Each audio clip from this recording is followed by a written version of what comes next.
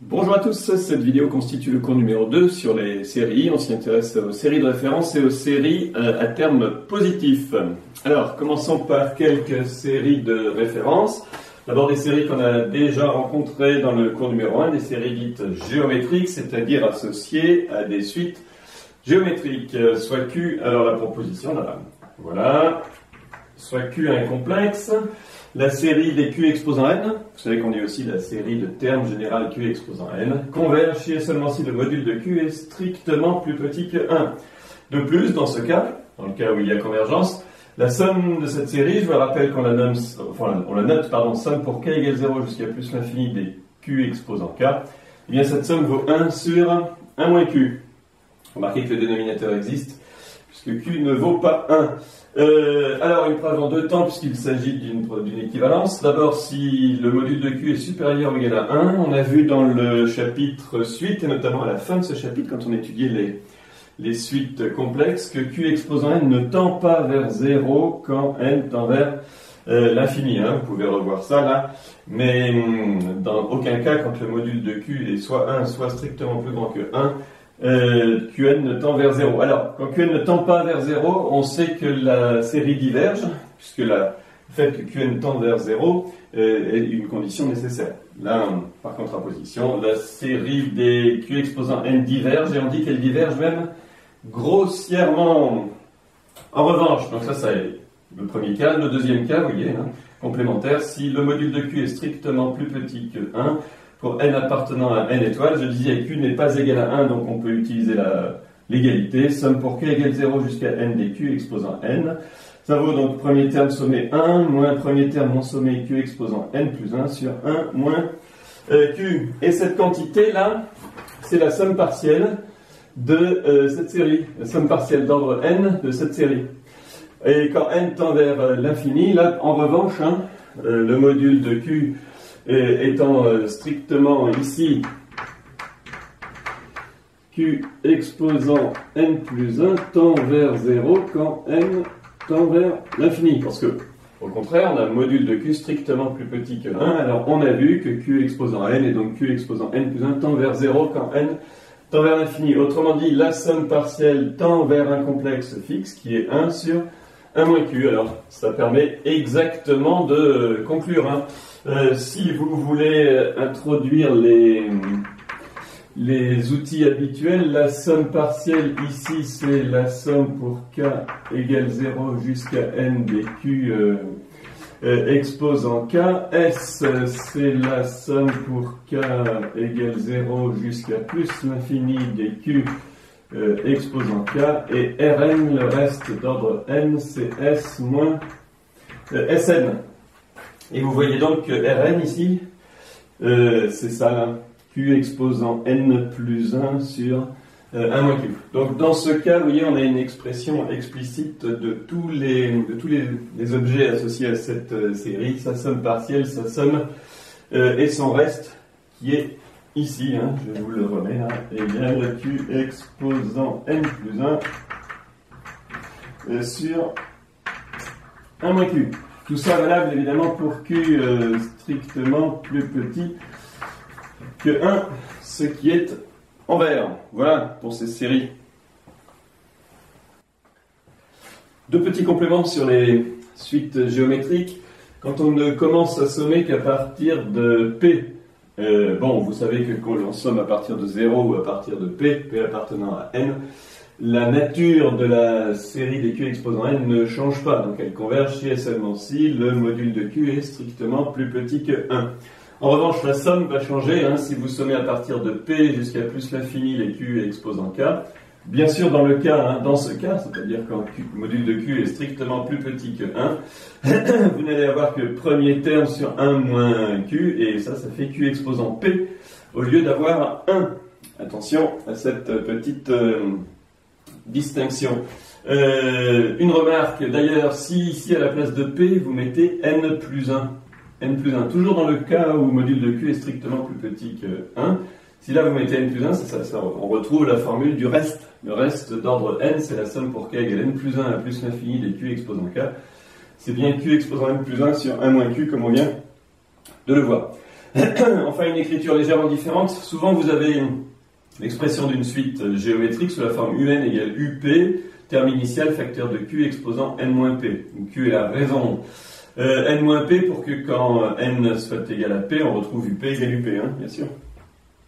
Alors, dans ces cas-là, bon, cette somme qu'on dit géométrique à partir du rang P, si vous voulez en calculer la somme hein, de la série, je répète, géométrique à partir du rang P, là aussi, il faut faire K égale P jusqu'à plus l'infini des UK. Alors, UP sort, et quand on somme ici la somme pour K égale P jusqu'à plus l'infini des K et des Q exposant K moins P, un changement d'indice, dit que c'est la somme pour K égale 0 jusqu'à plus l'infini des Q exposant K. Donc on retrouve terme initial sur 1 moins sur 1 fois 1 sur 1 moins Q, pardon, où Q est là.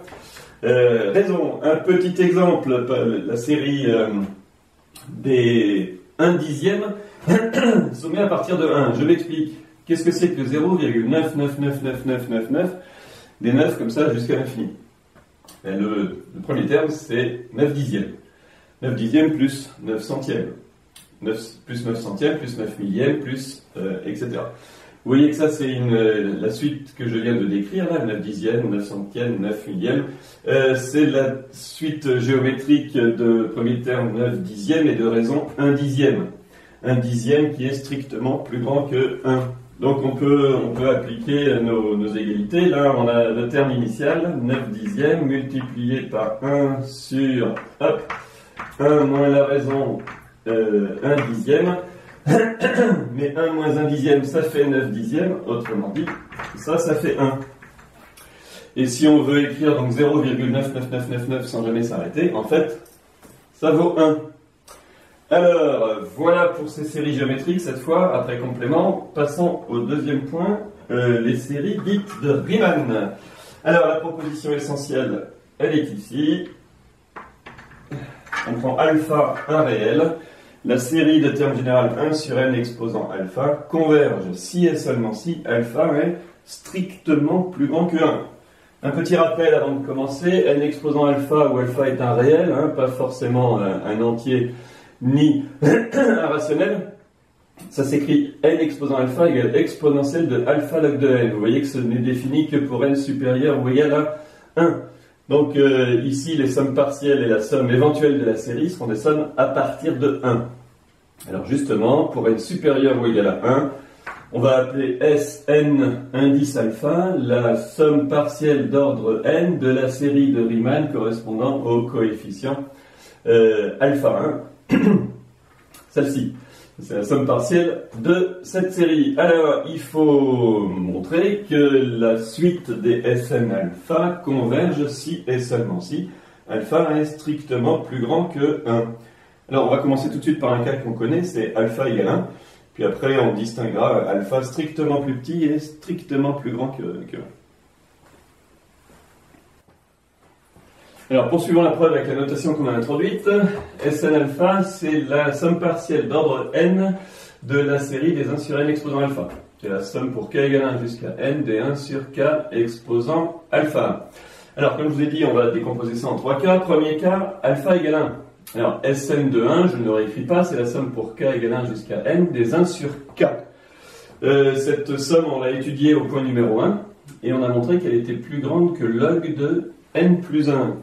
Alors, log de n plus 1 tend vers plus l'infini quand n tend vers plus l'infini, donc notre somme Sn1 tend vers plus l'infini, elle aussi quand n tend vers plus l'infini. Donc ça, si la somme partielle tend vers plus l'infini, c'est que la série diverge. Alors, c'est un résultat à connaître absolument, hein. La série des 1 sur n diverge. Déjà vu, mais je vous le rappelle. Cas numéro 2, on prend alpha strictement plus petit que 1. Alors, pour tout cas dans n étoiles, k exposant alpha, bien sûr, est positif, mais il est plus petit que k. En effet, je vous ai rappelé que k exposant alpha, c'est exponentielle de alpha log de k. Log de k est positif et on multiplie par alpha qui est strictement plus petit que 1. Donc k exposant alpha est plus petit que a. Si on prend l'inverse des deux membres ici qui sont strictement positifs, on a 1 sur k exposant alpha supérieur ou égal à 1 sur k. Et donc, en sommant pour k égale 1 jusqu'à n, ici, de chaque côté du symbole d'inégalité, on a Sn alpha supérieur ou égal à Sn1. Donc notre somme ici, hein, avec alpha égale 1. La précédente tendant vers plus l'infini, celle-ci aussi tend vers plus l'infini. Sn alpha tend vers plus l'infini quand n tend vers plus l'infini. Alors, la somme partielle de la série tendant vers plus l'infini, celle-ci diverge. Donc à retenir, pour alpha strictement plus petit que 1, la série des 1 sur n exposant alpha diverge. Par exemple, pour alpha égale 1,5, la série des 1 sur racine de alpha diverge. Alors, enfin, dans le troisième cas, c'est-à-dire pour alpha strictement plus grand que 1, il faut montrer que, cette fois, la série converge. Autrement dit, que la suite des sommes partielles converge. La suite des sommes partielles, c'est Sn alpha pour n supérieur ou égal à 1. On sait que cette suite est croissante. Pourquoi ? Regardez sa valeur, la valeur de Sn de alpha. Vous voyez qu'on passe de Sn de alpha à Sn plus 1 de alpha en ajoutant un terme positif. D'accord ? Bon, ça c'est quelque chose de très courant, c'est une série à terme positif. Donc la suite de ces sommes partielles est croissante. On veut montrer qu'elle converge, il suffit de montrer qu'elle est majorée. Alors pour cela, on utilise une technique de comparaison série intégrale qui sera détaillée dans le point 4.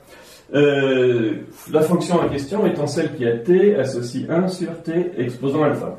Alors on sait que cette fonction est continue et on sait qu'elle est décroissante sur 0 plus l'infini. Alpha est plus grand que 1 donc il est positif. Hein, cette fonction est continue et décroissante dès que alpha est strictement plus grand que 0. Donc là c'est le cas puisque alpha est strictement plus grand que 1. Alors, dans cet intervalle 0 plus l'infini, il y a plein de sous-intervalles du type 1, 2, 2, 1, 3, 4, etc. C'est-à-dire tout intervalle de la forme k-1 k, où k est un entier, pourvu que k soit supérieur ou égal à 2. Hein. On ne peut pas prendre k égale 1 parce qu'on ne peut pas se permettre ici de calculer l'intégrale avec 0 inclus. En revanche, sur cet intervalle avec k supérieur ou égal à 2, qu'est-ce qu'on peut dire de l'intégrale entre k-1 et k de 1 sur t exposant alpha dt ? Eh bien, qu'elle est plus grande que la valeur minimale multipliée par la largeur de l'intervalle. La valeur minimale, elle est prise en k. Hein, vous voyez que, comme la fonction est décroissante, elle prend sa valeur minimale en k. Et cette valeur est 1 sur k exposant alpha. Qu'on multiplie par la largeur de l'intervalle, à savoir k moins k-1, mais ça c'est 1 sur k exposant alpha. Alors, c'est ça la technique de comparaison série intégrale. On va sommer maintenant de chaque côté ici du symbole plus grand que, pour k allant de 2 jusqu'à n, avec n supérieur ou égal à 2. Je fais ça de l'autre côté du tableau. Alors, poursuivons finalement cette preuve. J'ai sommé ici, regardez, de chaque côté du symbole d'inégalité pour k allant de 2 jusqu'à n, la relation que nous avions tout à l'heure. Bon, je peux ajouter 1 de chaque côté. Pourquoi j'ajoute 1 ? Parce que ça, ce n'est pas ici, là, ça, ce n'est pas tout à fait Sn de alpha. Il manque le premier terme, 1 sur 1 exposant alpha, qui vaut 1.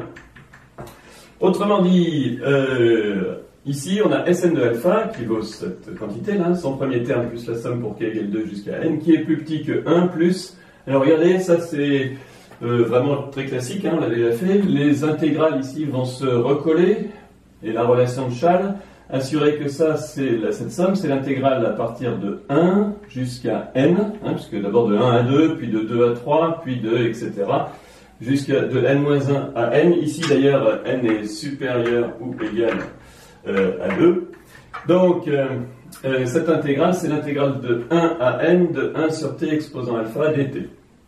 Alors, notre majoration, il suffit de la traduire parce qu'ici, on a une expression de la primitive. Une primitive de la fonction qui a t associe 1 sur t exposant alpha, c'est celle qui a t associe 1 sur alpha moins 1 t exposant alpha moins 1. On prend ces variations entre 1 et n, et on trouve donc la majoration Sn de alpha inférieure ou égale à 1.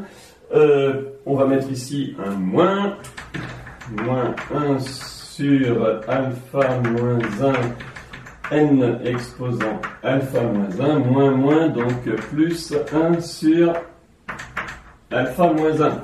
Ceci est un terme négatif, donc pour tout n supérieur ou égal à 2, Sn de alpha est inférieur à 1 plus 1 moins alpha, qui ne dépend pas de n. Voilà notre suite majorée. Alors, majorée à partir du rang 2, mais aussi à partir du rang 1, hein, puisque son terme d'indice 1 est plus petit que son terme d'indice E. C'est une suite croissante. Donc, elle est croissante et majorée, donc elle converge. Alors, je vous rappelle qu'on est dans le cas alpha supérieur strict à 1. On vient donc de démontrer que la somme partielle de cette série converge, c'est-à-dire que la série des 1 sur n exposant alpha converge. Pour alpha strictement plus grand que 1, bien sûr. Alors, attention, la preuve de la convergence est faite, mais vous voyez qu'on n'a pas la valeur de la somme. La remarque que j'ai faite ici, ceci ne donne pas la valeur de, alors ce qu'on peut appeler la somme de la série des 1 sur n exposant alpha, c'est-à-dire S alpha, égale, attention, ici, j'ai voulu mettre plus l'infini. J'ai écrit la somme partielle, attention, je voulais dire la somme réalisée, hein, la somme de la série, c'est-à-dire S indice alpha, la limite de Sn alpha quand n tend vers plus l'infini, c'est-à-dire la somme pour k égale 1 à plus l'infini des 1 sur k exposant alpha. Ceci existe, bien sûr, hein, ici pour alpha strictement plus grand que 1, je vous le rappelle. Alors, plutôt que S indice alpha, on l'appelle zeta, la fonction zeta de Riemann en alpha. Je répète, zeta de alpha existe pour alpha plus grand que 1, mais on ne sait pas ce que ça vaut. Alors, on a vu, notamment dans un TD qui utilise des polynômes, que quand alpha vaut 2, la somme pour k égale 1 jusqu'à plus l'infini des 1 sur k carré, c'est-à-dire zeta de 2, vaut pi carré sur 6. Alors, il y a une autre approche qui donne la preuve de ce résultat. Cette fois, au lieu d'utiliser des polynômes dans l'exercice 2 du polycopié, la preuve utilise des intégrales. C'est une méthode très proche de celle que l'on a vue dans un DL pour calculer justement une intégrale. Avec des sinus et des cosinus, on fait des prolongements et on montre, c'est le but, que la somme pour k égale 1 jusqu'à plus l'infini des 1 sur k carré vaut pi carré sur 6. Mais bon, en général, on n'a pas la valeur de zeta de alpha, c'est-à-dire la valeur de la somme de la série des 1 sur n exposant alpha, quand alpha est plus grand que 1. Alors, on poursuit avec les séries à termes positifs. Alors, on en a déjà rencontré plusieurs, mais on va ici étudier de façon un peu plus systématique les séries à termes réels positifs. Bon, positif, c'est-à-dire supérieur ou égal à 0, et ça ne s'applique que pour les réels. Hein. On ne parle pas ici de suite complexe, vous savez qu'on ne peut pas parler de complexe positif. Donc on parle bien ici de suite réelle, dont tous les termes sont supérieurs ou égal à 0. On a vu la propriété principale de ces séries, c'est la croissance de la suite des sommes partielles. On va rappeler que tel est le cas et donner la conséquence principale. Soit donc U une suite de réels positifs. Pour n appartenant à grand N, on appelle Sn la suite des sommes partielles, enfin la somme partielle d'ordre n associée à la série des UN, à savoir la somme pour k égale 0 jusqu'à n des UK. Vous voyez que S indice n plus 1, c'est S indice n plus U indice n plus 1, qui est un terme positif. Autrement dit, pour tout n, S indice n plus 1 est plus grand que Sn. La suite des Sn, pour n appartenant à grand N, est croissante. Conséquence, c'est dans les deux points, elle converge si et seulement si elle est majorée. Alors, résumons la situation dans la proposition qui suit. Pour UN appartenant à R plus exposant n, R plus exposant n, c'est une façon rapide d'écrire les applications qui vont de n dans R plus, à savoir les suites à termes réels positifs. Alors, la série de termes général UN, ou plus rapidement la série des UN converge, si et seulement si la suite des Sn qui est ici est majorée, à savoir il existe un réel M, évidemment positif vu les inégalités qui vont suivre, telles que pour tout n appartenant à grand N, la somme pour k égale 0 jusqu'à n des UK, ça c'est Sn, hein, mais pour ne pas le rappeler à l'intérieur de la propriété, je l'ai écrit comme ça, est inférieure ou égale à grand N. Ce qui est important ici, c'est que grand N ne dépend pas de n, bien sûr. Hein. D'autre part, on a vu que ceci peut se produire pour les sommes à partir de 0, mais aussi à partir de p. Vous savez que convergence ou non de la série ne dépend pas de l'endroit du terme initial à partir duquel on somme. Autrement dit, ceci a lieu si et seulement si il existe un entier n et un réel m, positif vu ce qui va suivre, tel que pour tout n supérieur ou égal à p, la somme pour k égale p jusqu'à n des uk est plus petit que m. Autrement dit, c'est vraiment important. Pour une série à termes positifs, montrer qu'elle converge revient à montrer que ces sommes partielles sont majorées par un réel indépendant de m. Alors dans le cas contraire, ça signifie s'il n'y a pas convergence, c'est-à-dire si la série des un diverge. Eh bien, la suite Sn étant croissante et non majorée, cette fois, elle tend vers plus l'infini. Alors on peut écrire Sn, qui est la somme pour k égale 0 jusqu'à n des uk, tend vers plus l'infini quand n tend vers l'infini. Une écriture un peu abusive, mais qui peut être envisagée, c'est la somme pour k égale 0 à plus l'infini des uk égale plus l'infini.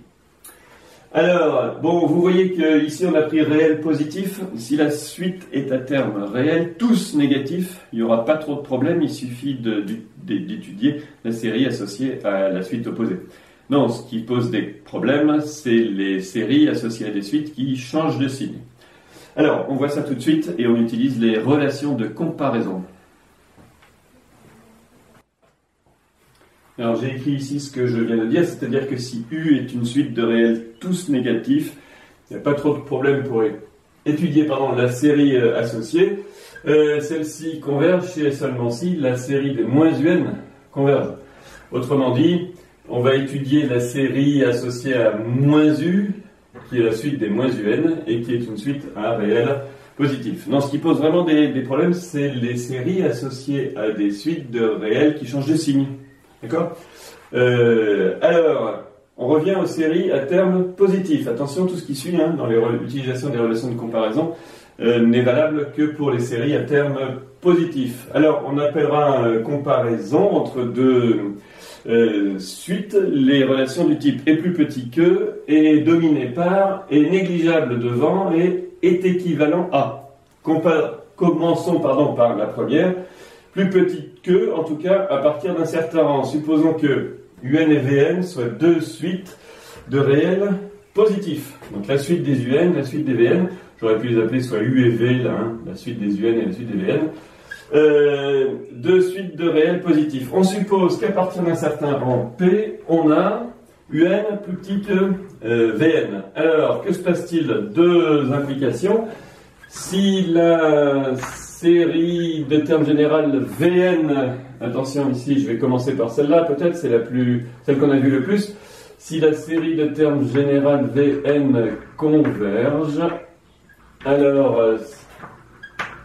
la série de termes général Un aussi.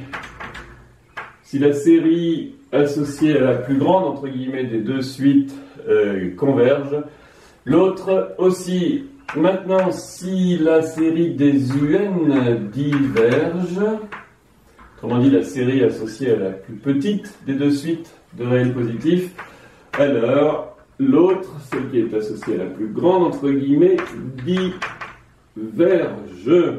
Voilà pour cette proposition. Alors, la preuve. Eh bien, alors plutôt que de poser Sn et S'N, les sommes partielles d'ordre n, on les a appelées ici, comme dans le POI d'ailleurs, grand Un et grand Vn.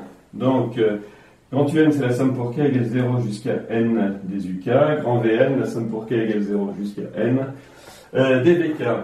Comme cette relation a lieu pour tout n supérieur ou égal à p, elle a lieu pour tout k supérieur ou égal à p, et aussi supérieur ou égal à p plus 1. Donc pour n supérieur ou égal à n plus 1, on a la somme pour k égale p plus 1, pour n supérieur ou égal à p plus 1, la somme pour k égale p plus 1 jusqu'à n des uk est plus petite que la somme pour k égale p plus 1 jusqu'à n des vk. Oui, mais ça, qu'est-ce que c'est avec la notation précédente? C'est un moins up. Et ça, c'est Vn, grand Vn moins grand V. P. Ici, n est supérieur, j'ai dit, à P plus 1. Alors, imaginons que la série des Vn convergent. Les grands Vn sont majorés, par un réel indépendant de n. Alors c'est le cas aussi des grands Un. Il suffit d'ajouter grand UP à ce réel. Et dans ces cas-là, si la suite des grands UN est majorée, la série des UN converge. Réciproquement, supposons que d'autre part, supposons que la série des UN diverge. On sait que UN tend vers plus l'infini. Alors vous voyez que vu la relation qu'il a, Vn tend aussi vers grand Vn. Grand Un tend vers plus l'infini, donc grand Vn aussi tend vers plus l'infini, c'est-à-dire que la série des Vn diverge. Donc voilà pour la première des relations de comparaison, la plus simple, quand les termes de Un sont plus petits que ceux de Vn à partir d'un certain rang. Passons aux autres relations de comparaison. Je vais donner d'abord des petits rappels sur la définition de n négligeable devant est équivalent à, et puis on va rajouter et dominer par. A tout de suite. Les rappels et les compléments sur les relations d'ordre pouvant lier deux suites, U et V. Les voici. Donc U c'est la suite des UN pour n appartenant à grand N. V c'est la suite des Vn pour n appartenant à grand N. Ce sont deux suites dans R exposant n, donc à coefficient réel. Deux suites de réels. Alors on a vu en informatique, et là je le réécris, on dit que la suite U est dominée par la suite V. Dominé par, et on écrit UN égale grand taux de Vn quand n tend vers l'infini. On peut aussi écrire U égale grand taux de V. Dans ces cas-là, on ne met pas le n tend vers plus l'infini. Alors, ça signifie quoi? UN est un grand taux de Vn pour n tend vers l'infini. Il existe un réel, positif vu des inégalités qu'on va écrire, et un rang à partir duquel, donc pour tout n supérieur ou égal à p, la valeur absolue de un est inférieure ou égale à m fois la valeur absolue de Vn. Voilà ce qu'on appelle la relation de domination. Alors deux autres qu'on a vues de façon plus approfondie, on dit que U est négligeable devant V, et on écrit UN est un petit taux de Vn quand n tend vers l'infini. Même chose, on peut écrire U est un petit taux de V, mais dans ce cas-là, on ne met pas le n tend vers l'infini. Si et seulement s'il existe une suite, la suite des epsilon n, et un rang à partir duquel UN c'est epsilon n Vn, et epsilon n tend vers 0 quand n tend vers l'infini. Le troisième aussi, on connaît bien, on dit que les suites U et V sont équivalentes.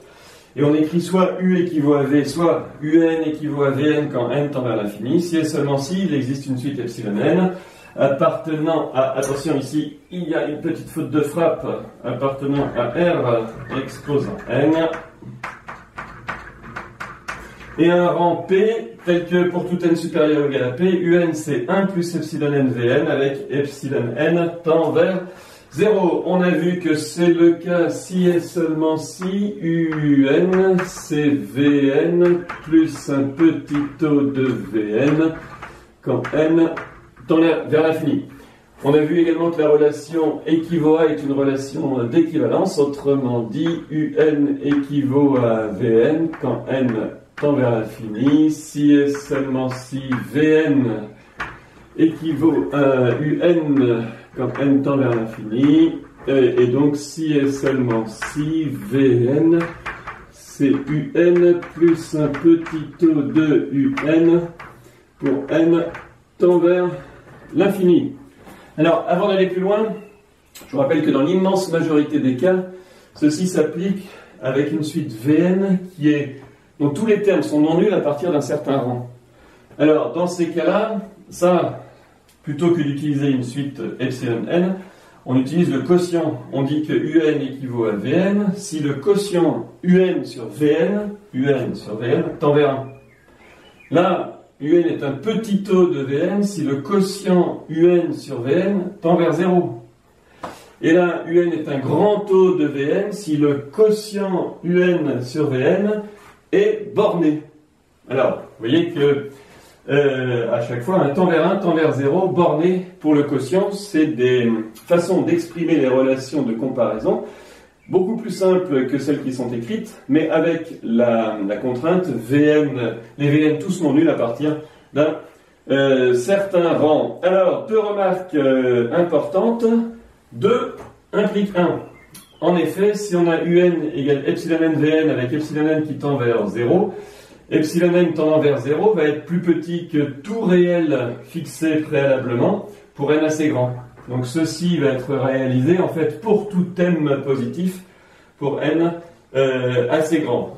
Une remarque concernant le quotient, si le quotient tend vers 0, il est borné à partir d'un certain rang. Autrement dit, si un est un petit taux de Vn, alors un est un grand taux de Vn quand n tend vers l'infini.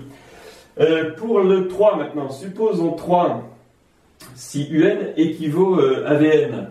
On a pour n assez grand, un égale 1 plus epsilon n Vn. Mais comme epsilon n tend vers 0, la suite des 1 plus epsilon n, là encore, va être borné.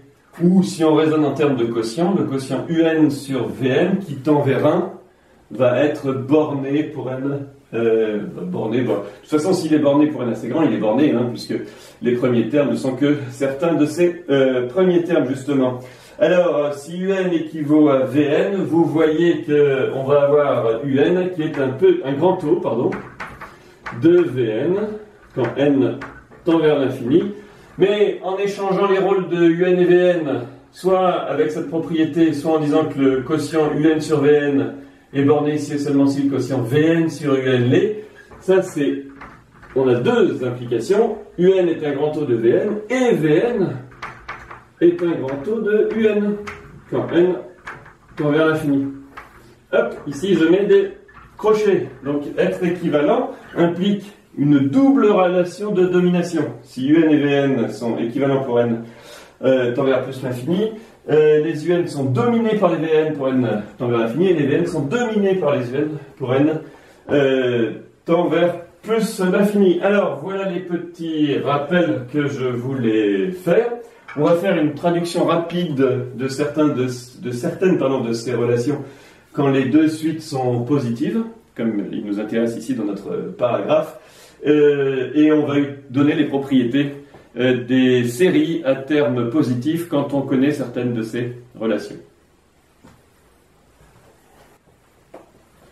Alors j'ai écrit ici une traduction de deux relations grand taux et petit taux, hein, lorsque pour tout n, un et Vn sont deux réels positifs.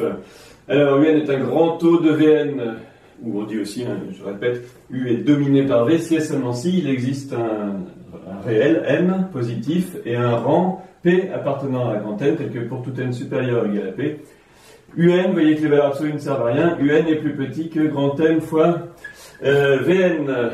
D'autre part, alors pour un est un petit taux de Vn, où la suite U est négligeable devant la suite V, j'ai mêlé ici un égale epsilon n Vn avec epsilon n tend vers 0, c'est-à-dire plus petit qu'epsilon à partir d'un certain rang, quel que soit cet epsilon.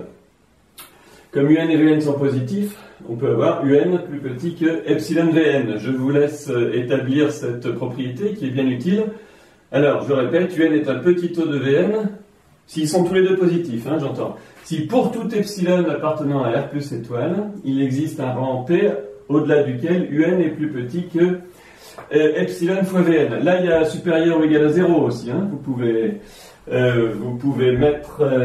bon, ici, j'aurais pu mettre supérieur ou égal à 0, supérieur ou égal à 0. En tout cas, regardez, on voit bien sur cette écriture le fait que si la deuxième propriété là est vérifiée, la première est vérifiée.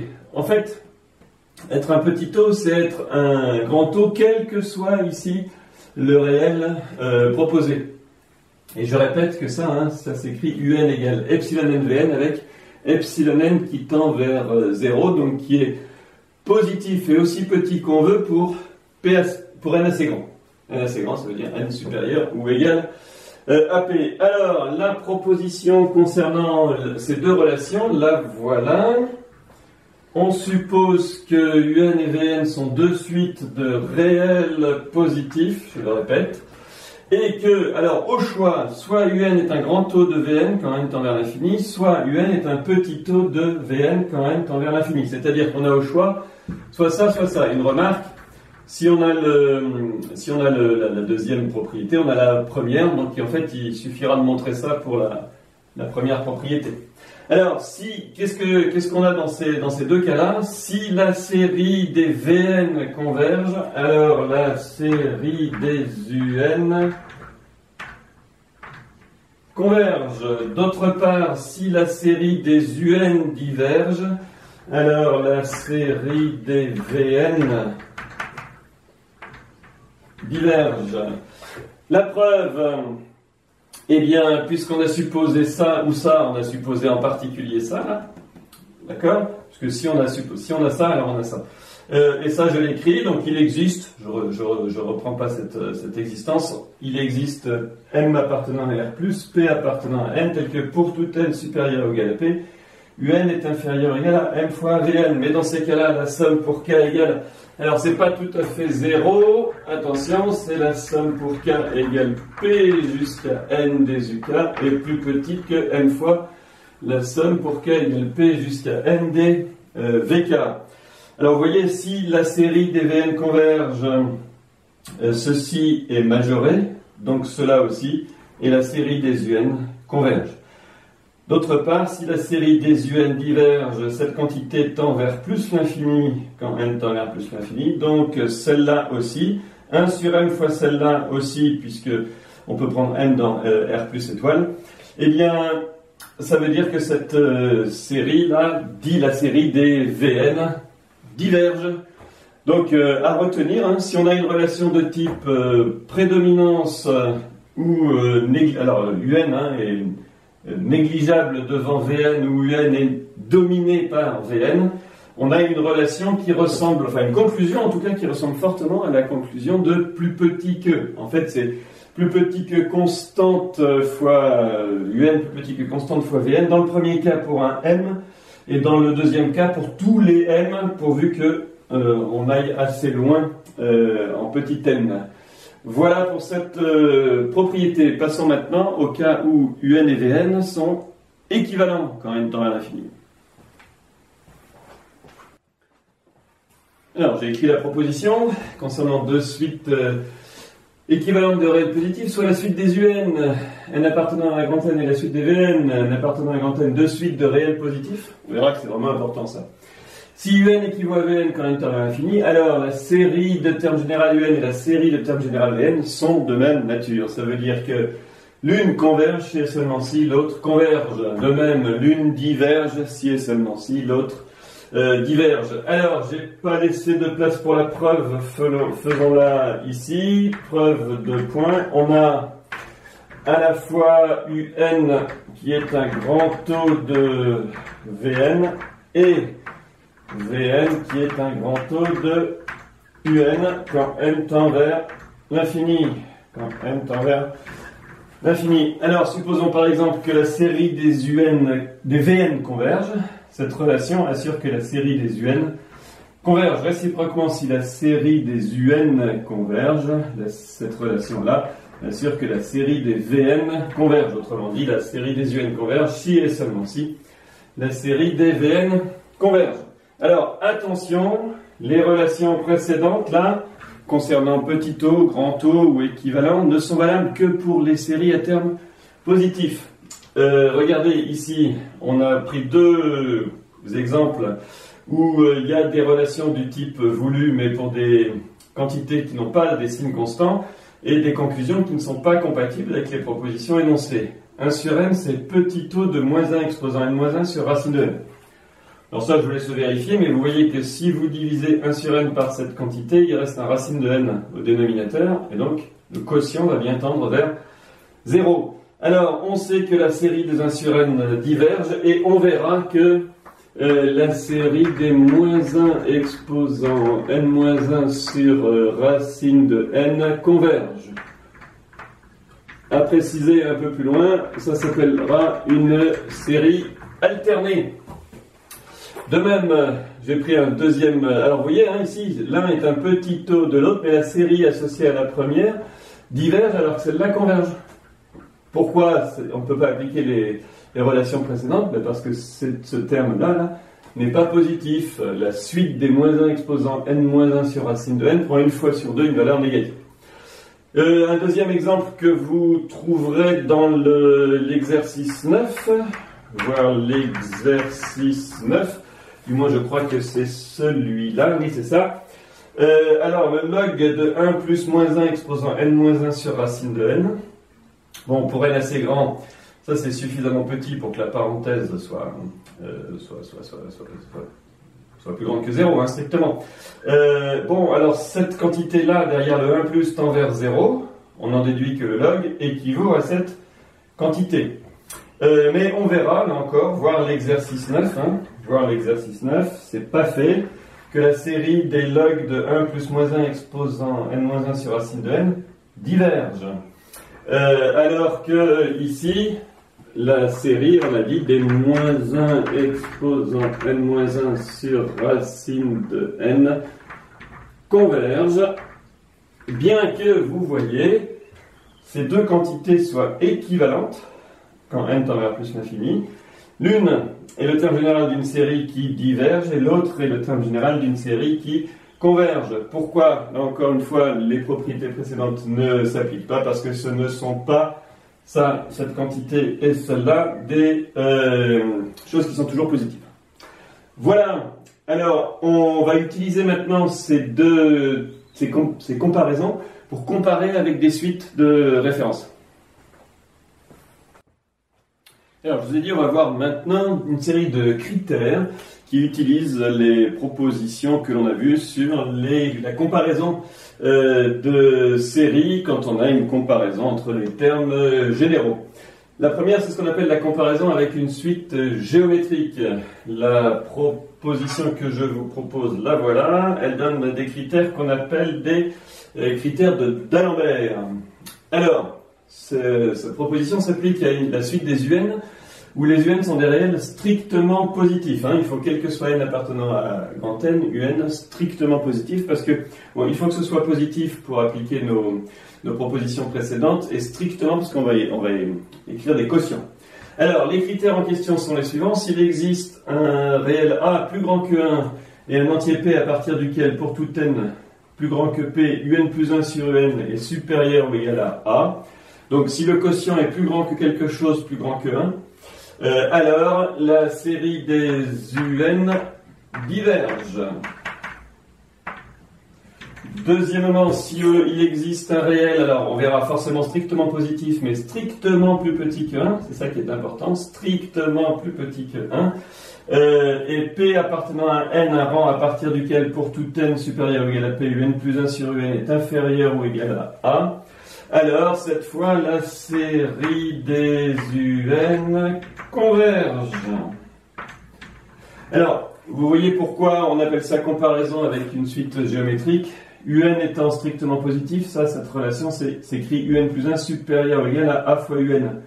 Et celle-là, au contraire, UN plus 1 inférieur ou égal à A fois UN. Je vous rappelle que la série géométrique, c'est UN plus 1 égale A fois UN. Alors, donnons la preuve dans le cas 1, en supposant l'existence de 1 supérieur ou égal à 1 et de P du rang à partir duquel ça c'est vrai, UN étant positif, on a pour tout n supérieur ou égal, disons par exemple à P plus 1, UN est supérieur, même à P d'ailleurs, allez, quel que soit n supérieur ou égal à P, UN est supérieur, quel que soit n supérieur ou égal à P. Vous voyez que UN est plus grand que constante, plus grande que 1 fois son prédécesseur. Autrement dit, la suite est croissante à partir du rang P, et notamment tous les UN sont plus grands que UP, qui lui-même est un réel strictement positif, d'après notre hypothèse.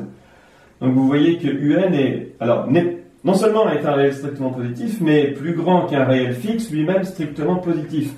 Ça assure que UN ne tend pas vers 0. Donc en fait, la série des UN diverge tout simplement parce qu'elle diverge grossièrement. Son terme général ne tend pas vers 0. Alors, dans le cas 2, on suppose l'existence d'un réel A strictement plus petit que 1 et d'un rang à partir duquel pour tout n on a un plus 1 divisé par un inférieur ou égal à A. Une remarque, A est plus grand qu'un réel lui-même strictement positif, donc ici on a 0 strictement plus petit que A strictement plus petit que 1.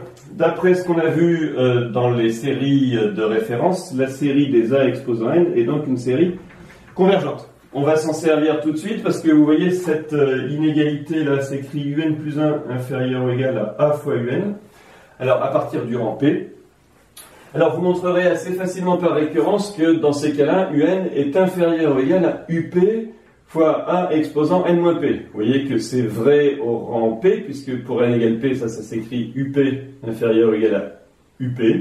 Et puis si c'est vrai au rang n donné, c'est vrai au rang n plus 1, puisqu'on a un plus 1 plus petit que A fois un. Mais ça, à quelque chose près, à savoir UP divisé par A exposant P, c'est A exposant n. Donc regardez, un est plus petit que constante fois an. En fait, un est un grand taux de A exposant n. Je répète, un est un grand taux de A exposant n quand n tend vers l'infini. Or, la série des AN converge. Donc, la série des UN converge aussi, puisque UN est un grand taux de AN. Voilà ce qui permet de conclure. Alors, je donne une autre version des critères de D'Alembert utilisant des limites, puis on passera ensuite à ce qu'on appelle les critères de Riemann. Voilà deux critères, l'un de convergence, l'autre de divergence, qu'on appelle aussi critères de D'Alembert parce que c'est des conséquences des deux précédents. Alors prenons une suite UN de réel strictement positif. J'ai écrit la suite des UN appartient à R plus étoile exposant n. Si le quotient UN plus 1 sur UN tend vers un réel L supérieur ou égal à 1, alors la série des UN diverge. Remarquez que c'est vrai avec L égale plus l'infini, mais alors dans ces cas-là, ça c'est en général des cas très simples. Si le quotient des UN plus 1 sur UN tend maintenant vers un réel, strictement, alors positif, bien sûr, puisque ça c'est le quotient c'est formé de réels strictement positifs. S'ils ont une limite, elle sera supérieure ou égale à 0. Non, ce qui est important c'est ça, inférieur ou égal à 1. J'aurais pu également le surligner dans le critère précédent. Alors, dans ces cas-là, la série des UN converge. Alors, faisons la preuve en utilisant notre propriété précédente. Dans le cas 1, regardez, le petit schéma ici va sans doute nous convaincre. Ici, on a 1, ici, on a L, et si on prend le milieu des deux, on a L plus 1 sur 2. Ici, là, L plus 1 demi, j'ai fait la moyenne de 1 et de L. Je suis ici, donc pour n assez grand, le quotient un plus 1 sur n est supérieur ou égal à L plus 1 sur 2, puisqu'il tend vers L. Il est aussi près de L que l'on veut, donc il est plus grand que L plus 1 sur 2. Donc il est plus grand que 1. Ici, ça suffit pour conclure. S'il est plus grand que 1, on a, d'après le critère précédent, la série des UN diverge, elle diverge même grossièrement parce que UN ne tend pas vers 0. Dans le deuxième cas, au contraire, UN plus 1 tend vers une limite L qui est, disons, plus petite que 1. Mettons-la ici, hop, ici, L, et là, L plus 1 divisé par 2. Donc pour n assez grand, le quotient UN plus 1 sur n est aussi près que l'on veut de L. Donc il va être, je répète, il va être ici aussi près de L que l'on veut, donc il va être ici pour n assez grand, et là, il va être là, hop, pour n assez grand. Donc, il va être plus petit que L plus 1 sur 2, qui est lui-même un réel strictement plus petit que 1. Alors, on peut appliquer notre critère version 1, le quotient des UN plus 1 sur UN est inférieur ou égal à un réel petit a lui-même strictement plus petit que 1. Attention, ici, si on n'avait pas ça, là, si on avait directement strictement plus petit que 1, on pourrait avoir des cas ambigus. Ici, c'est vraiment plus petit que A, qui lui-même est strictement plus petit que 1. Alors, dans ces cas-là, en appliquant la comparaison avec la série des A exposant n, où A c'est L plus 1 demi, L plus 1 le tout sur 2, pardon, on conclut à la série des UN converge. Voilà, je donne un petit exemple et on passe aux critères de Riemann. L'exemple d'utilisation d'un critère de D'Alembert que je vous propose, c'est le suivant. On prend un UN égale n factoriel sur n exposant n. Alors, on sait que la série associée ne va pas diverger grossièrement, puisque on sait que n exposant n est prédominant sur n factoriel. N factoriel est un petit taux de n exposant n, donc un tend vers 0 quand n tend vers l'infini. Attention, ça ne suffit pas évidemment à dire que la série des UN converge. Néanmoins, c'est ce que l'on veut montrer ici. Alors, ça c'est des réels strictement positifs pour n supérieur ou égal à 1. On peut donc faire le quotient. Vous voyez qu'il vient n plus 1 factoriel sur n plus 1 exposant n plus 1. Et ici, j'ai multiplié par l'inverse de un. La factorielle de n plus 1 avec la factorielle de n se simplifie pour dire n plus 1. Ici, j'ai recopié n exposant n et n plus 1 exposant n plus 1. Le n plus 1 qui est ici en simplifie 1, il vient n plus 1 exposant n, qu'on peut donc tout mettre sous la forme n sur n plus 1 exposant n. Puis regardez dans la parenthèse, quitte à diviser numérateur et dénominateur par n, on a 1 sur 1 plus 1 sur n. Je mets l'exposant n uniquement sur le dénominateur, et voilà ce que j'obtiens. Alors ça c'est une suite bien connue. Vous pouvez l'écrire exponentielle de n log de 1 plus 1 sur n et vous intéresser à la limite de l'exposant. Finalement, ça tend vers E, vous le savez, ça tend vers E. Donc, ici, si on écrit un plus 1 sur un plus 1 sur un tend vers 1 sur E, et 1 sur E, c'est strictement plus petit que 1.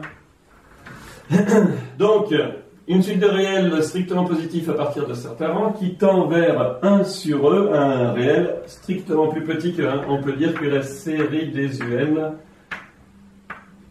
converge. Voilà pour cet exemple. Alors, passons à la comparaison avec une série de Riemann. Tout à l'heure, j'ai dit avec une suite de géométrie, que j'aurais pu dire aussi avec une série géométrique. Alors la proposition qui suit, c'est ce qu'on appelle des critères de Riemann, ou des critères n exposant alpha un. Je vous explique pourquoi. Deux cas, un qui permet de conclure à la convergence et l'autre qui permet de conclure à la divergence. S'il existe alpha strictement plus grand que 1, ça, pour les séries de Riemann, ça permet de dire que la série des 1 sur n exposant alpha converge. Alors, je répète, s'il existe un de ces alphas strictement plus grand que 1, un réel m et un rang p tel que, pour tout n supérieur ou égal à p, n exposant alpha est plus petit que m, autrement dit, plus généralement, si n exposant alpha un est majoré avec alpha plus grand que 1, alors la série des un converge. Je vous dis pourquoi. Déjà, en faisant presque la preuve, on l'écrira de l'autre côté du tableau. Regardez ici, n exposant alpha étant positif, j'ai un plus petit que m sur n exposant alpha. Mais la série des m sur n exposant alpha, comme alpha ici est plus grand que 1, va converger. Donc celle des un aussi, puisque on a l'inégalité ici, là, un plus petit que m sur n exposant alpha.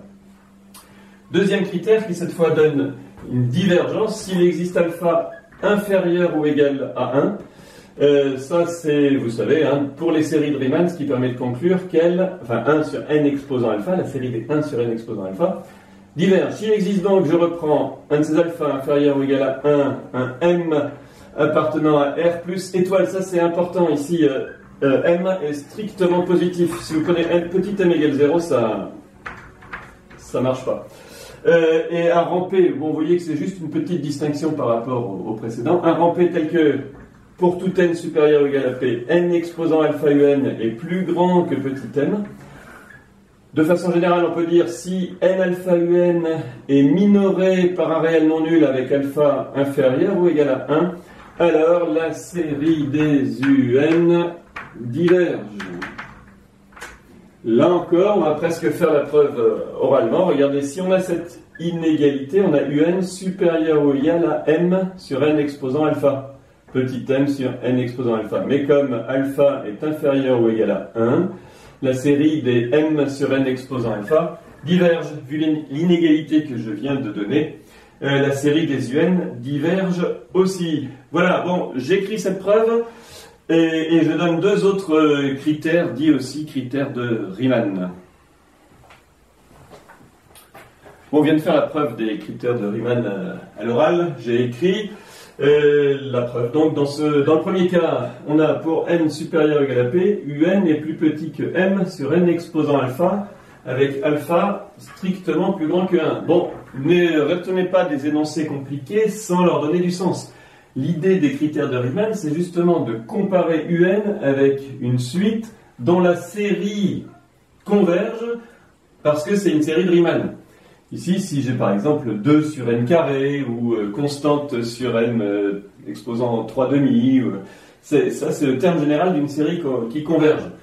Alors, comme je répète, alpha est strictement plus grand que 1, la série des m sur n exposant alpha converge, et vu cette inégalité, la série des un converge. Oui, une petite remarque, la série des m sur n exposant alpha, c'est m fois la série des 1 sur n exposant alpha. Ceci prend son sens si vous considérez les suites des sommes partielles. Il suffit de sortir le m. Alors, passons au deuxième cas.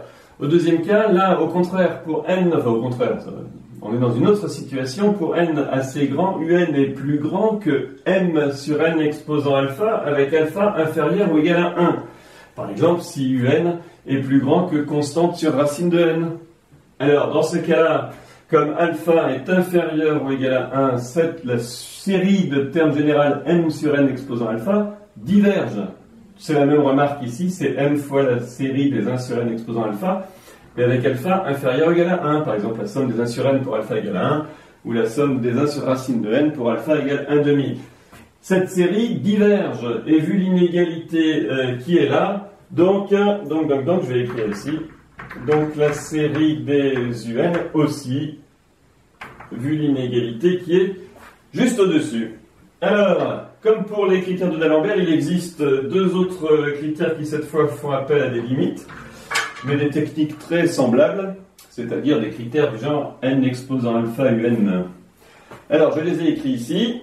S'il existe, là encore, alpha strictement plus grand que 1, tel que n alpha un tend vers L, avec L appartenant alors à 0 plus l'infini, un réel, alors la série des un converge. Dans une autre situation, s'il existe un alpha inférieur ou égal à 1, vous voyez, ça c'est les situations où la série de Riemann converge et on conclut à la convergence avec une limite finie. Ici, on va conclure à la divergence avec une limite soit finie soit infinie pourvu que ce ne soit pas 0. Je m'explique tout de suite.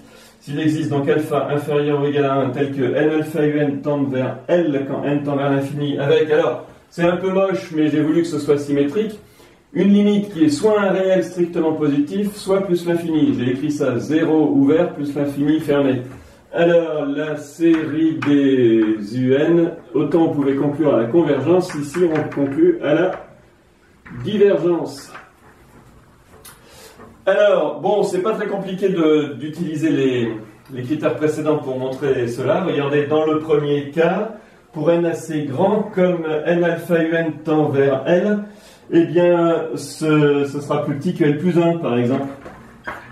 Puisque ça se rapproche autant que l'on veut dans L, donc pour n assez grand, c'est plus petit que L plus 1.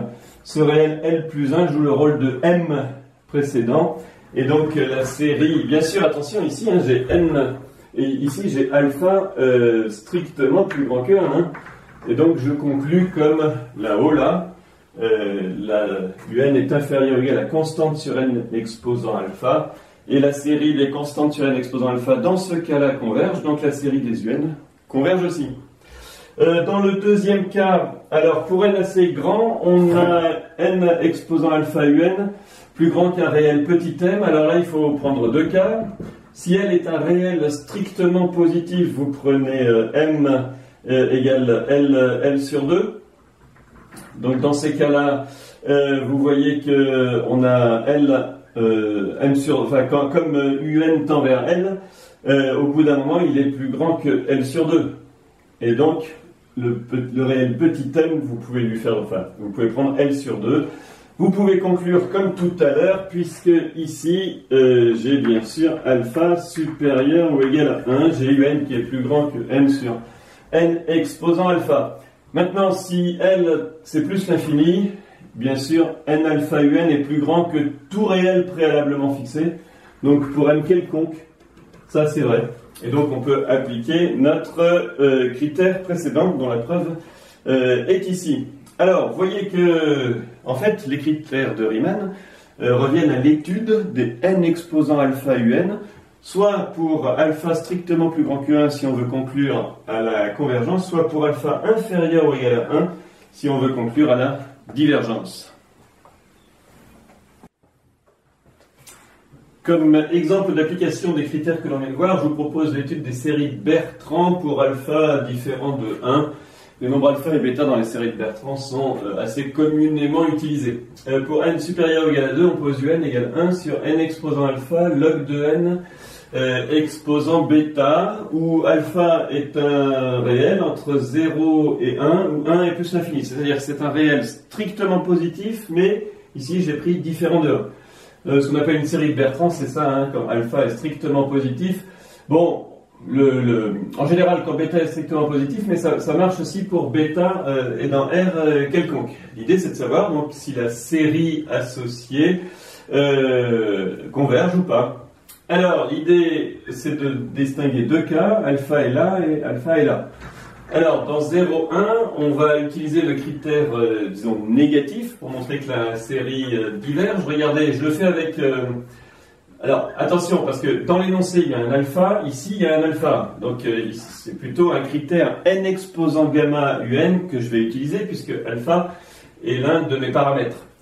Donc, je prends entre guillemets gamma égale 1. Regardez, n ça fait n sur n exposant alpha log de n exposant bêta. En mettant n exposant moins alpha au numérateur, ça fait n exposant 1 moins alpha sur log de n exposant bêta. Avec 1 moins alpha est strictement positif. Donc le numérateur tend vers plus l'infini. Alors si bêta est un réel positif, vous savez que le log exposant bêta est négligeable devant les puissances de n ici positives. Donc ça va tendre vers plus l'infini. Bon, si bêta est négatif, ça tend encore plus vers plus l'infini, puisque cette fois, on monte le log avec une puissance moins bêta positive. Donc dans tous les cas, ici, vous avez n qui tend vers plus l'infini quand n tend vers l'infini. Alors c'est fini, on peut dire que la série des un diverge. Bon, c'est pas très compliqué ces histoires de critères de Riemann. Si ça tend vers plus l'infini, c'est plus grand qu'un réel petit m strictement positif pour n assez grand. Et donc un est plus grand que petit n divisé par n. Comme la série des petits n divisé par n diverge, celle des un aussi. Alors voyons le cas maintenant où alpha est dans 1 plus l'infini. Cette fois, s'il est dans 1 plus l'infini, on peut prendre un gamma qui est strictement compris entre lui et 1. Puisque alpha est strictement plus grand que 1, je peux glisser un gamma ici entre 1 et alpha. Alors là encore, je vais faire un critère de Riemann, alors un critère n exposant gamma un. Puisque alpha, je répète, est un des paramètres du problème ici. J'écris n exposant gamma un égale n exposant... Alors, il vient alpha moins gamma en puissance de n au dénominateur, log de n exposant bêta. Avec alpha moins gamma strictement positif. Donc n exposant alpha moins gamma tend vers plus l'infini. Et ici, quelle que soit la puissance du log, alors que, bon, si elle est positive, vous voyez que tout cela tend bien sûr vers 0. Si elle est négative, le log passe au numérateur, mais comme il est négligeable devant la puissance positive de n, on a donc n exposant gamma un qui tend vers 0 quand n tend vers l'infini. Et ici, gamma avec gamma strictement plus grand que 1. Alors voilà, on peut utiliser le critère de Riemann cette fois qui donne la convergence Ça, encore une fois, c'est pas très compliqué, hein. Si ça tend vers 0, c'est plus petit qu'un n positif pour n assez grand, et un est plus petit que grand M sur n exposant gamma. Mais avec gamma strictement plus grand que 1, la série des grands M sur n exposant gamma converge. Donc ici, on en déduit que la série des UN converge. Autrement dit, vous voyez que pour quel que soit bêta, en fait, si gamma n'est pas 1, si alpha n'est pas 1, c'est alpha qui décide de la convergence. Ici, vous voyez que la valeur de bêta n'importe pas. Si alpha égale 1, on verra que bêta a son rôle à jouer dans la convergence de la série associée à cette suite. Mais si alpha n'est pas 1, il y a que s'il est strictement plus grand que 1, il y a convergence. S'il est strictement plus petit que 1, il y a divergence. Attention, alpha est strictement positif ici. Alors que j'ai fait une remarque, ceci est valable même pour bêta strictement négatif. Bon, en général, on s'intéresse à des bêta positifs, et même strictement positifs, mais si bêta égale moins 1, ça marche encore. Hein. Par exemple, la somme des log de n sur n exposant alpha, la série des log de n sur n exposant alpha, converge pour alpha strictement plus grand que 1. Alors, voilà, vous voyez que j'ai un peu développé les comparaisons avec les séries géométriques et séries de Riemann, en donnant toute une série de critères qui peuvent être utiles. Mémorisez-les en donnant du sens aux énoncés, encore une fois. Alors, on passe à un point qu'on a déjà utilisé dans des exercices et qui est très pratique, c'est ce qu'on appelle la comparaison série intégrale. Nous passons donc au point 4, si on suit le copier, comparaison série intégrale. Je considère un entier que j'appelle P et une fonction qui va définir en tout cas sur P plus l'infini à valeur dans R, qui T associe f de T, on appelle f cette fonction. Alors on suppose trois choses, qu'elle est continue, positive et décroissante sur l'intervalle P plus l'infini. Alors vous allez voir que positif c'est pas utile pour les premières inégalités, mais en général on utilise ça avec des fonctions positives.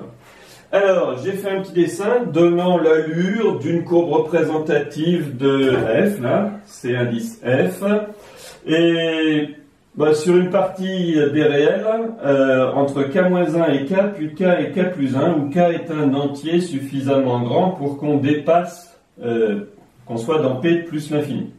Alors, une première inégalité, regardez, pour k supérieur ou égal à p, on va regarder l'intégrale entre k et k plus 1 de f de t dt. C'est assez graphique, vous voyez que l'intégrale ici c'est l'aire sous la courbe verte. Elle est plus petite que l'aire de ce rectangle ici, là, que je schématise comme ça, là. Hop, hop, hop, hop, hop, hop, hop, hop.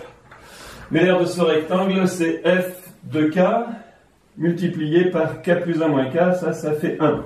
En fait, une telle intégrale, vous voyez, est plus petite que valeur maximale de la fonction, ça c'est f de k,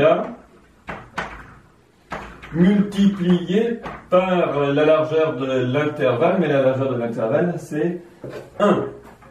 D'autre part, pour k supérieur ou égal à p plus 1, pour que k-1 rentre dans cet intervalle et que l'intégrale ici ait un sens, regardez l'intégrale entre k-1 et k de f de t dt, là encore, c'est ça, là-haut, là, et on va la comparer à l'aire que je assure ici. Vous voyez que c'est la même que celle d'à côté, f de k fois k moins k-1.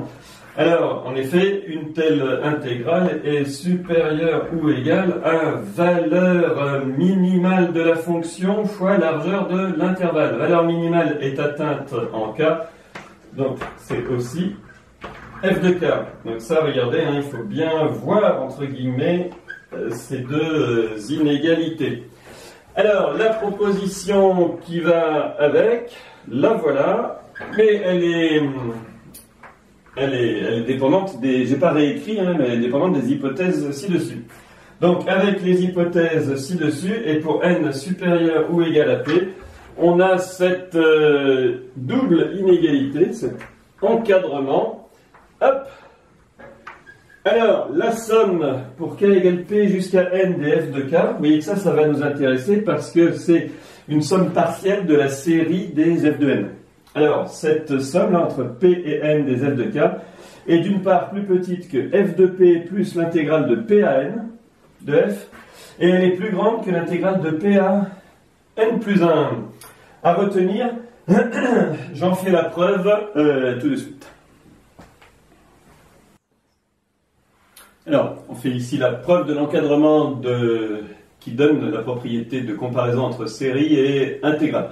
Je rappelle que f est une fonction continue décroissante sur p plus l'infini. Alors on a pour tout k supérieur ou égal à p, l'intégrale de k à k plus 1 de f de t dt, c'est inférieur ou égal à f de k, on l'a vu. Alors là, pour la minoration, il suffit de sommer ces inégalités entre k égale p jusqu'à n. Alors on obtient somme pour k égale p jusqu'à n de l'intégrale de k à k plus 1 de f de t dt est plus petit que la somme que l'on veut encadrer, c'est-à-dire somme pour p égale p jusqu'à n des f de k. Et qu'est-ce que c'est que cette somme d'intégrale? C'est l'intégrale de p à p plus 1, plus celle de p plus 1 à p plus 2, plus la dernière, vous voyez qu'elle va se terminer à n plus 1. Donc ici, j'ai l'intégrale de p à n plus 1 de f de t dt, qui est plus petit que la somme pour k égale p jusqu'à n des f de k. Ça, c'est la minoration voulue. Alors, la majoration, maintenant, on va faire deux cas. D'abord, si n égale p, la somme pour k égale p jusqu'à n des f de k, c'est simplement f de p. Il n'y a qu'un seul terme. Et l'intégrale dans le majorant, c'est l'intégrale de p à n de f de t dt. Mais ici, pour n égale p, c'est 0. Donc, en fait, l'inégalité s'écrit f de p inférieur ou égal à f de p. Ce qui est vrai. Supposons maintenant que n est supérieur ou égal à p plus 1. Alors, on a pour tout k plus grand que p plus 1, f de k plus petit que l'intégrale de k moins 1 à k de f de t dt. Alors, c'est pareil, on va sommer, mais on a un petit problème pour commencer. Donc, on va sortir ici dans la somme que l'on veut majorer, la somme pour k égale p jusqu'à n des f de k. On va sortir le premier terme, on va dire c'est f de p plus la somme pour k égale p plus 1 jusqu'à n des f de k.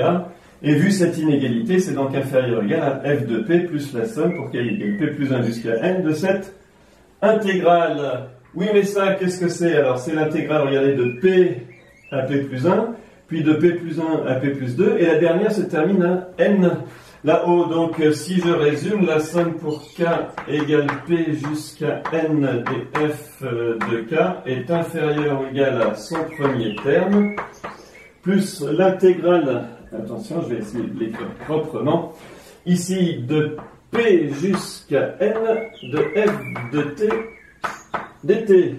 Et ça, c'est la majoration voulue. Donc, minoration ici, majoration là.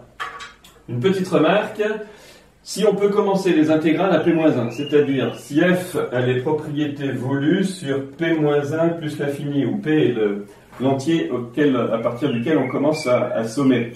Alors vous voyez qu'en fait on peut sommer ici directement la somme pour k égale p jusqu'à n dans cette ici la somme pour k égale p jusqu'à n de f de k plus petit que ça.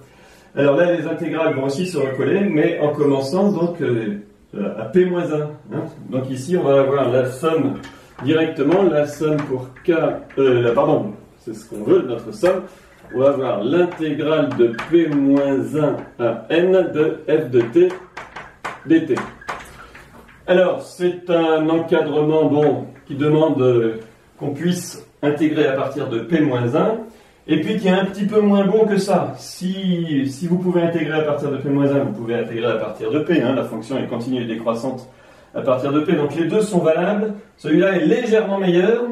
Pourquoi? Parce que ce qui les distingue, ici, c'est l'intégrale de p-1 à p de f de t dt.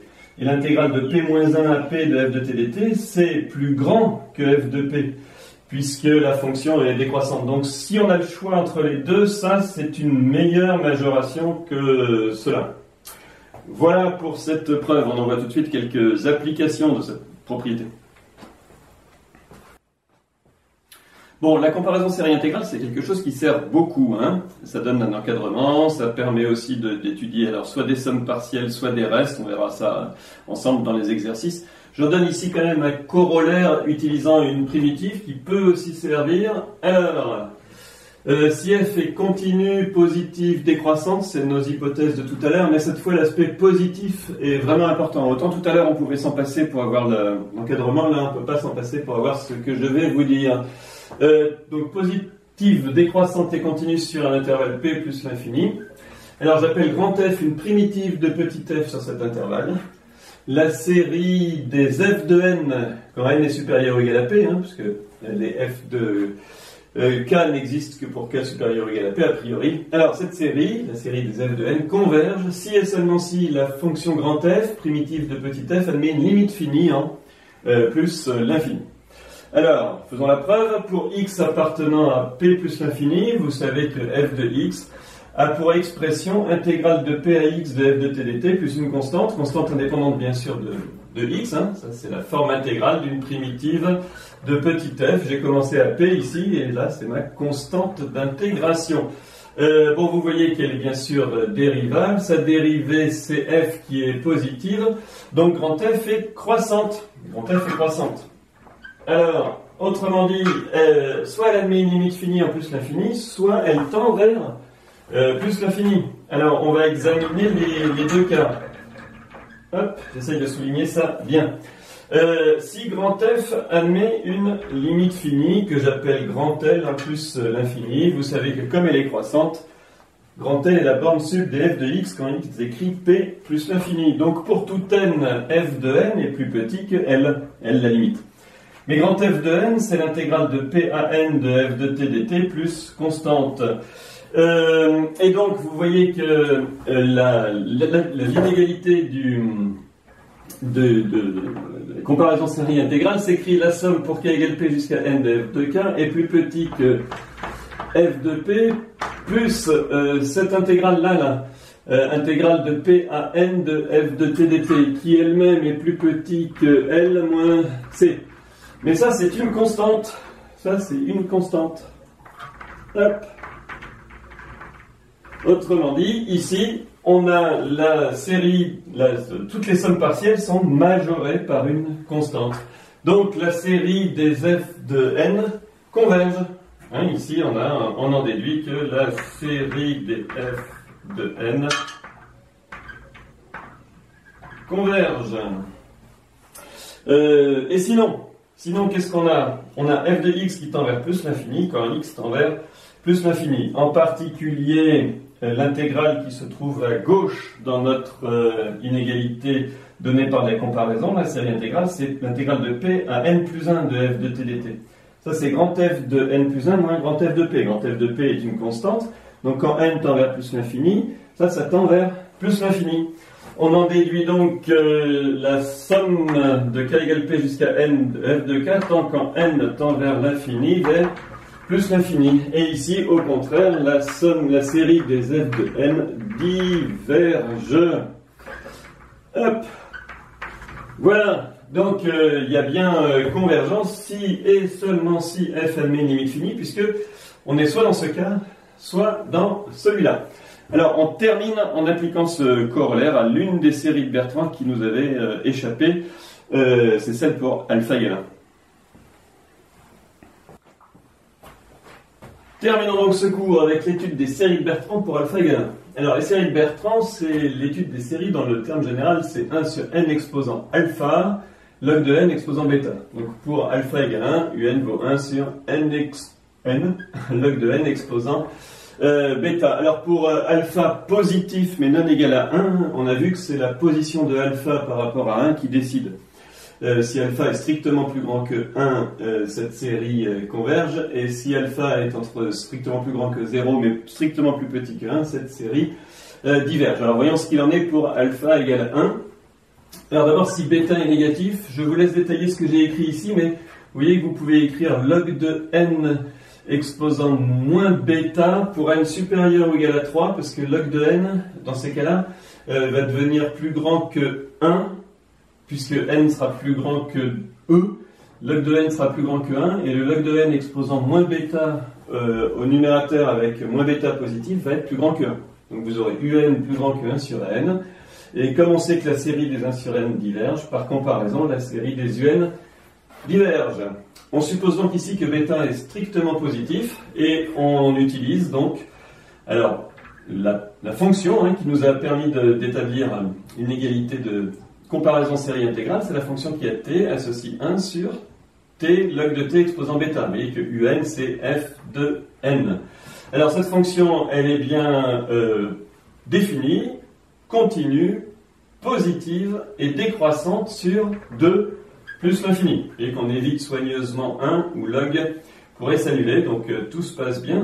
La fonction qui a t associe t est croissante, celle qui a log t associe log de t aussi, et comme bêta est positif, on a bien une fonction décroissante. Alors posons grand f de x égale l'intégrale de 2 à x de f de t dt. Vous voyez que je sacrifie la constante ici parce que f, comme dans la propriété, a une limite finie si et seulement si cette quantité-là a une limite finie en plus l'infini. Alors, qu'est-ce que c'est? C'est l'intégrale entre 2 et x de 1 sur log de t exposant bêta fois, je l'ai mis à côté là, 1 sur t dt. Tout ça pour vous dire qu'on peut faire un changement de variable. Regardez, si u c'est le log de t, ça fait 1 sur u exposant bêta, et dt sur t c'est du. Quand t varie entre 2 et x, log de t varie entre log de 2 et log de x. On peut calculer cette intégrale en trouvant une primitive de la fonction qui a u associe 1 sur u exposant bêta. Alors il y a deux cas qui se présentent. Si bêta c'est pas 1, une telle primitive c'est moins 1 sur bêta moins 1 u exposant bêta moins 1. À prendre, donc variation à prendre de cette quantité entre log de 2 et log de x. Et si bêta vaut 1, eh bien ici c'est log de u. Les variations à prendre entre log de 2 et log de x. Alors, regardons quand est-ce que f admet une limite finie. Pas pour bêta égale 1. Pas pour bêta égale 1 parce qu'ici il y a log de x moins constante. Ça tend vers plus l'infini. Pas pour bêta strictement plus petit que 1 non plus. Parce que si bêta est strictement plus petit que 1, regardez, ça va être u exposant négatif là. Un u exposant négatif. Autrement dit, si vous voulez, un u exposant positif au numérateur. Autrement dit, ça aussi, ça va tendre vers une limite infinie, la constante ne jouant pas. En revanche, si bêta est strictement plus grand que 1, là on a un u exposant positif au dénominateur, quand x tend vers plus l'infini, log de x aussi, et donc là ça va tendre vers 0, d'accord, la partie en x là. Bon, la partie en constante va donner tend vers constante. Autrement dit, je vous laisse détailler, grand F admet une limite finie en plus l'infini si et seulement si bêta est strictement plus grand que 1. Autrement dit, la série, alors on peut appliquer notre corollaire, la série des 1 sur n log de n exposant bêta converge si et seulement si bêta est strictement plus grand que 1. Voilà qui achève à peu près l'étude des séries de Bertrand avec le cas que l'on avait laissé de côté. Alors, voilà pour ce cours numéro 2 qui est assez copieux. Je vous laisse l'étudier et travailler ensuite les exercices de la feuille de TD sur lesquels on reviendra dans de prochaines vidéos. À bientôt.